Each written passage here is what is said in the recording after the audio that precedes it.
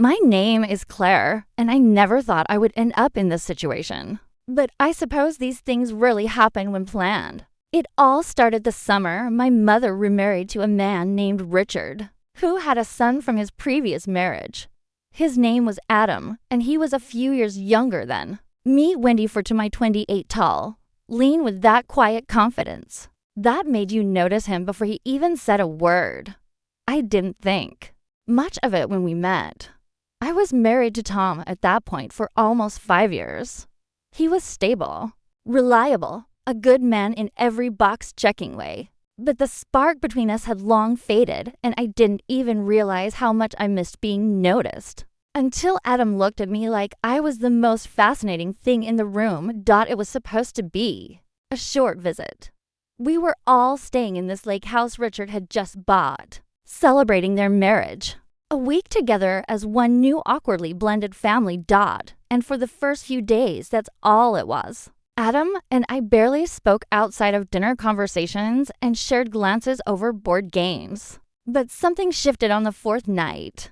The others had gone into town for groceries and wine, and he and I were left alone. I was reading on the porch when he came out with a drink and sat beside me. No words at first, just silence. And then he asked me what I was reading. I don't even remember what I answered because the way he looked at me made everything else blur. It wasn't just curiosity. It was hunger. I think I responded with a joke, and he laughed, and then there was this pause. Like the world took a breath, and I forgot everything my husband, the awkward family, ties, the risks. And I kissed him first. It was just a brush at first. But then it deepened. He tasted like bourbon and summer heat and something dangerous that I hadn't allowed myself to feel in years. His hand slid behind my neck and pulled me closer, and before I knew it, we were pressed against the porch railing. My legs parting as he stepped between them. My dress rode up, and I didn't stop it. I didn't want to. He whispered something, like, "Tell me to stop if you want me to," and I didn't say a word. I only kissed him harder. That night was a blur of limbs and whispered names and tangled sheets on a guest bed. That was too small and too loud for what we were doing. But we didn't care.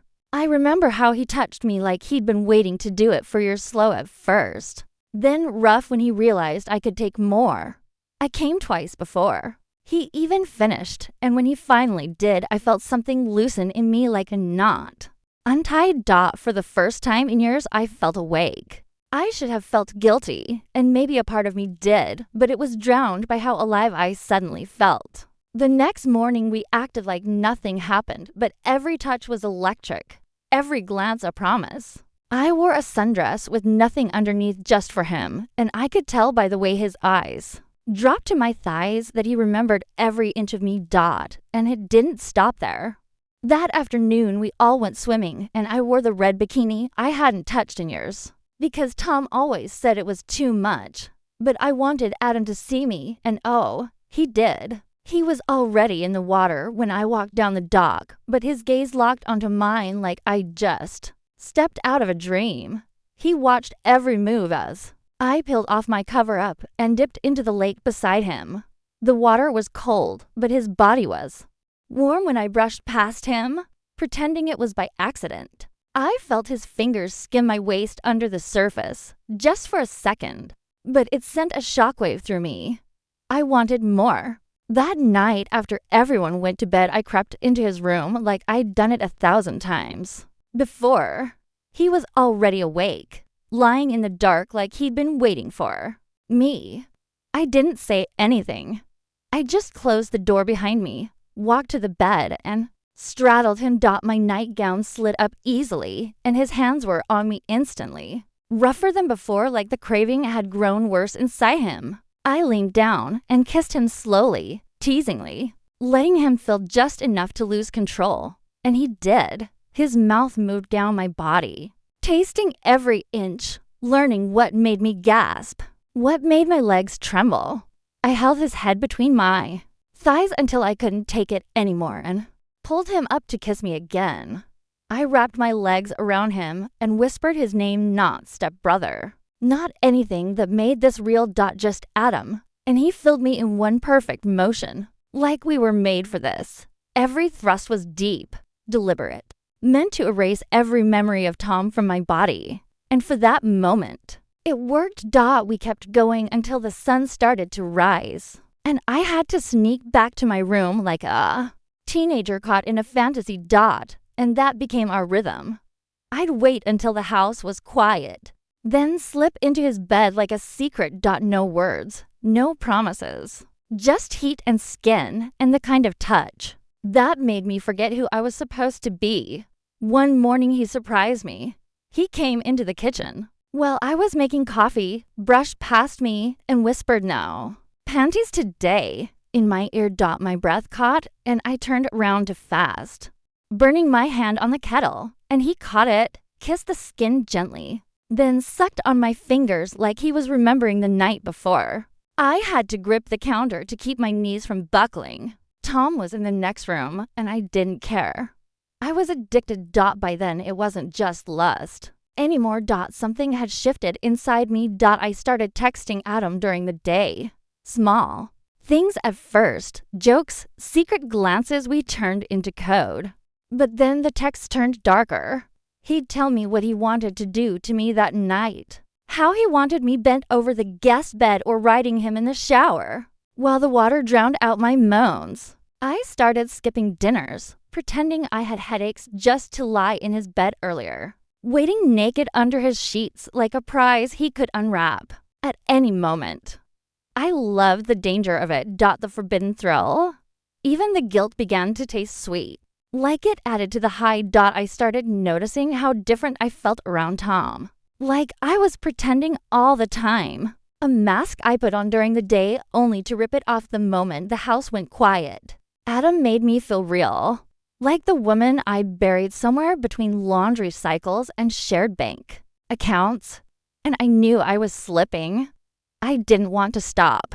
One evening it almost went too far. We were all watching a movie in the living room. The lights low. Everyone curled up with their drinks and blankets.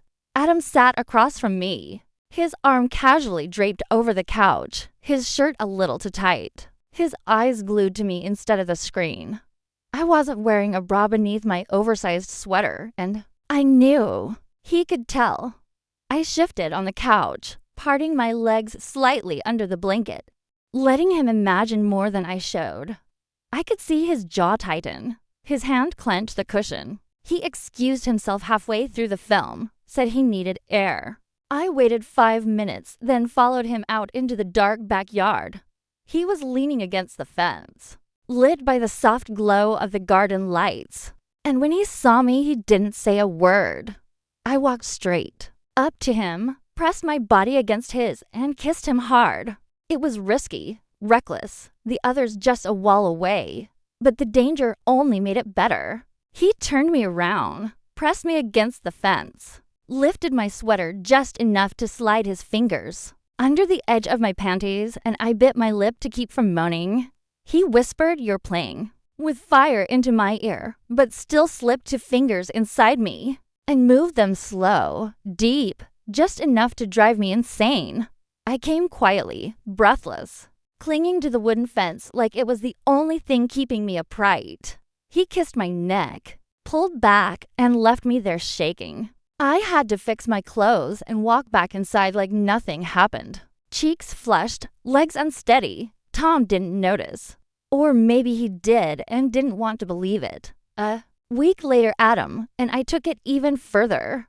He convinced me to go on a fake grocery run, just the two of us. I drove while he teased me the entire way, hand resting on my thigh, sliding higher every time I changed gears. I was dripping by the time we parked behind the store, and he pulled me into the back seat. Before I could protest, my skirt was around my waist in seconds, his mouth on my neck, my hands in his hair as he slid inside me with a groan. I rode him fast and desperate, the windows fogging up, the suspension squeaking with every thrust. I came twice, screaming into his neck, while he held me like he never wanted to let go. Afterward, we sat there in silence, breathless, sweat damp, The smell of sex thick in the car. I looked at him, and he looked at me, and something passed between us, something heavier than lust. Something terrifying. I started wondering if this was more than just an affair. Maybe I didn't want to go back to normal. Maybe I didn't want Tom at all anymore. Every time I went home, it felt emptier. Every kiss with Tom felt like betrayal, not of him, but of myself. I caught myself comparing everything. Adam's smell on my skin versus Tom's cologne. Adam's fingers on my waist versus Tom's brief. Distracted kisses. I was changing, and I didn't want to stop. Adam made me feel like a woman. Again, not a wife. Nada. Role. But real, wild, wanted. It was dangerous and addictive and already too deep to pull out. It got harder to pretend. Adam and I couldn't keep our hands off each other even when we tried. The secret had woven itself into everything, every shared glance at breakfast, every accidental brush of fingers passing plates, every casual goodbye that held a second too long. I started craving him at the most inappropriate moments, family dinners, movie nights, even in bed beside Tom when he lay asleep, unaware that my body was still humming from Adam's mouth hours earlier. I'd lie there, staring at the ceiling, sore in the best way, my lips still swollen from being kissed too hard, too long. Adam started pushing bound. Aries, too. He'd text me while I was out with Tom, filthy things, explicit memories, reminders of what he'd done to me the night before, or what he wanted to do later. I'd sit across from my husband at dinner, my phone vibrating with words like, "I want you face down tonight," or "Don't wear anything under that dress," and pretend to be part of the conversation. I don't know if I felt powerful or disgusting. Maybe both. One afternoon, while Tom was at work and everyone else out, Adam came into my room without knocking, without speaking. He pushed me onto the bed, yanked down my shorts, and went down on me like he needed it to breathe. I came so hard, I scratched his shoulders and bit my lip till it bled. He didn't care. He flipped me over, pulled my hips back, and took me again, fast and deep, whispering how he couldn't stop thinking about me, how he wanted to ruin me for anyone else. Afterward, we lay there, tangled in sheets we'd both stained, and he told me he dreamed about me, that he couldn't stand seeing me with Tom, that it made him crazy. I didn't say anything, but I felt it too. The jealousy, the hunger, the possessiveness. I started fantasizing about running away with him, leaving everything behind. My marriage, the house, the fake life. I pictured us in some little apartment. No more secrets, just bare skin and late mornings and coffee in bed. Adam was dangerous, but he was real. He saw me, all of me, and he still wanted more. I started pulling away from Tom emotionally. I stopped initiating sex, avoided his touch, even picked fights to give myself space. He noticed, but didn't say much. He just assumed it was a rough patch. Maybe he thought we'd find our rhythm again. But I didn't want our rhythm. I wanted Adam. I wanted the chaos, the heat, the way he made me feel like I was the only woman in the world. He started calling me late at night just to hear my voice. Told me he missed my taste. Told me his bed felt cold without me in it. One night he told me he loved me. And the worst part, I said it back. After that night, something shifted. It wasn't just sex anymore. It wasn't just lust or rebellion or escaping a boring marriage. It became something heavier, softer in some moments, but more dangerous in others. Adam started acting like I was already his. He'd kiss me longer, deeper, like he wasn't just claiming my body, but something deeper. He started asking questions about Tom, not out of jealousy, but as if trying to understand how I could still live a double life. I didn't have answers. All I knew was that when Adam touched me, it wasn't just physical. My chest would ache in the best way. My breath would hitch when he said my name. I started doing small, reckless things, leaving little marks on my neck I didn't bother hiding. wearing perfume Adam liked instead of the one Tom bought me. Years ago. Sending Adam photos in the middle of the day, nothing obvious. Just a peak of lace under my dress or the curve of my thigh, but enough to drive him insane. I loved knowing he was walking around with that image in his head. I started imagining him in my future in ways I never let myself before. Like how he'd look coming out of the shower in a towel in our own apartment. Or how his hand would feel on the small of my back at a dinner party where everyone thought we were just another happy couple.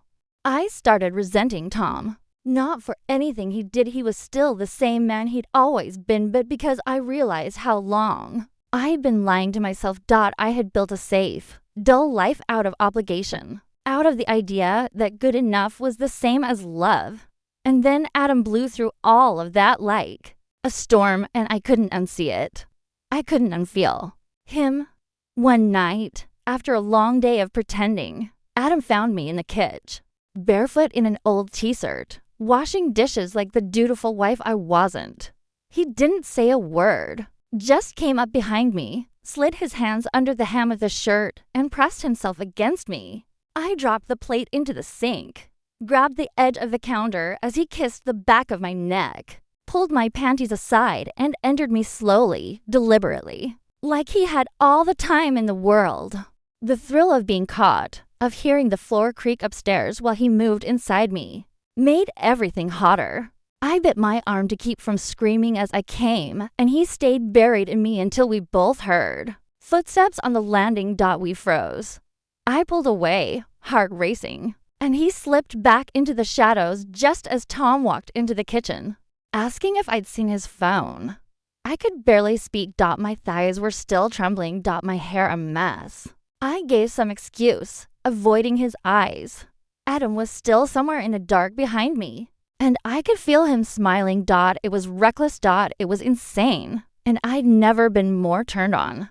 The next morning, I woke up aching in every way, physically from the night before, emotionally from the weight of what this was becoming. Adam had left a bruise on my inner thigh shaped almost like a fingerprint, and I caught myself smiling at it in the mirror before guilt sank in again. But guilt was losing its grip day by day. Tom kissed me goodbye like always, distracted and half asleep, and I stood there at the door feeling like a stranger in my own life. As soon as he left, I texted Adam just 2 words, "Come now." He didn't reply. He didn't need to. 20 minutes later, he let himself in and found me waiting in the hallway, naked except for a silk robe barely tied shut. He dropped his keys, came to me without a word, lifted me up against the wall, and took me right there. His kisses were wild, messy, like he'd been holding his breath all morning. My robe fell open, and he buried his face between my breasts, then kissed lower until I couldn't stand anymore. He dropped to his knees and made me come in a hallway, my hands gripping his hair, one leg trembling over his shoulder. When I pulled him up to kiss him, I tasted myself on his lips, and I didn't care. Adam didn't even bother undressing completely before sliding into me right there against the wall, one hand over my mouth to muffle my sounds, the other gripping my ass hard enough to leave marks. We didn't say a word until we were done, breathless and half-dressed on the floor. Then he whispered, "I need more than this, Claire." And I knew exactly what he meant, but I wasn't ready to say it out loud, not yet. Not because I didn't want it, but because the moment I did, the fantasy would become real, and I didn't know what scared me more, losing what we had or admitting I wanted everything. Adam didn't push.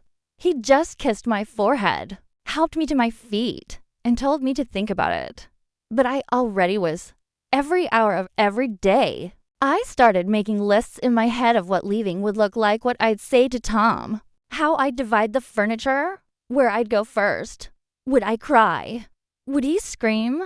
Would he even be surprised? A part of me felt like he already knew and just didn't want to face it. I started pulling away from him even more. No more morning kisses. No more shared showers or casual affection.